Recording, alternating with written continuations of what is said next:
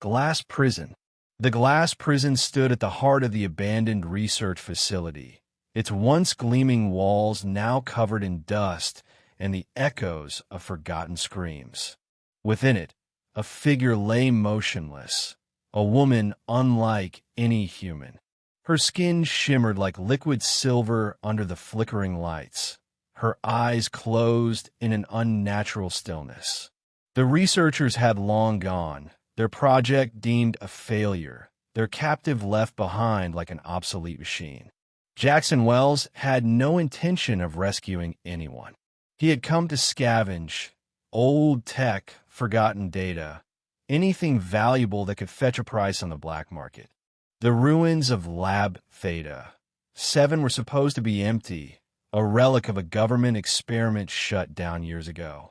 But as he stepped past the shattered remains of consoles and broken glass, his flashlight caught the strange shimmer. He froze. A woman, locked in a glass chamber. His breath hitched. The records said the lab had been evacuated. No survivors. But this was no ordinary prisoner. Her body had a delicate yet alien grace, and her silver skin pulsed faintly, as though something still lived inside despite the long years of abandonment. Jaxon pressed his hand against the reinforced glass. "Who the hell are you?" The woman stirred. Her eyes fluttered open, revealing irises like molten gold. She sat up, slow and cautious, as though waking from a long dream. "Help me," she whispered, her voice crackling through unseen speakers embedded in the chamber's walls. Jaxon took a step back. He wasn't a hero. He was a thief, a salvager. This wasn't his fight. But the way she looked at him, like he was the only hope left in a world that had abandoned her, made something twist in his gut. He examined the locking mechanism. The technology was decades old, but the security was still intact. He pulled out a small hacking device, fingers working fast to bypass the system. Sparks flew. The chamber beeped an alarm, but he ignored it. Then, with a loud hiss, the glass cracked. A second later, it shattered. The woman gasped, stumbling forward. Jaxon caught her on instinct. She was warmer than he expected, her silver skin feeling oddly like silk. She met his gaze, confusion and exhaustion warring in her golden eyes. "You freed me." Yeah. Don't make a big deal out of it." Jaxon scanned the room. The sound of the alarm had unsettled him. "Who are you?"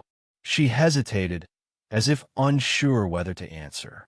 Then she said, "I am Veyla." The name meant nothing to him, but something about the way she said it, like she had not spoken it in years, made it feel heavier than it should. Before he could ask more, the entire building trembled. Jaxon cursed. "We need to move. The chase begins." Veyla followed him as he navigated the ruined halls. The tremors grew stronger. Dust rained from the ceilings. Jaxon had the sinking suspicion that his tampering had triggered a security failsafe. "Why were you locked up?" he asked as they ran. "They feared me," she said simply. "That's not an answer. They took me from my home, studied me, then abandoned me when they couldn't control me." Her voice was calm, but he could hear the pain beneath it. The facility shook violently. Then came the whirring sound of drones. Jaxon cursed under his breath. The lab wasn't as abandoned as he thought. From the shadows, sleek metal drones emerged, their gun barrels glowing with charge. Veyla's fingers twitched. Before Jaxon could react, a pulse of golden energy shot from her palms, striking the drones mid-air. They exploded in a burst of heat and metal. Jaxon blinked. "That," he said, "would have been useful information a few seconds ago." Veyla looked down at her hands, then back at him. "I'm still remembering what I am capable of." "Great," he muttered. "Just try not to vaporize me." They ran deeper into the ruins, dodging collapsing ceilings and more automated defenses. Jaxon led them to the hangar, where his battered old ship sat waiting. He slapped the control panel.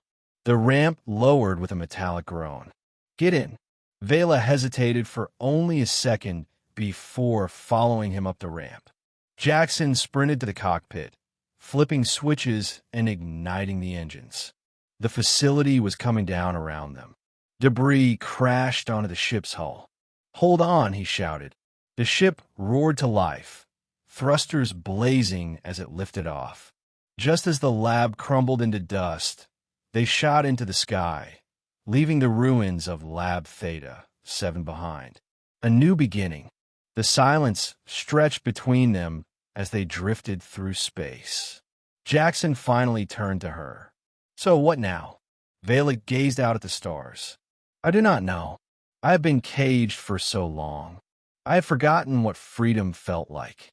He scratched the back of his head. "Look, I don't usually do this whole rescue thing. I'm just a guy trying to make a living.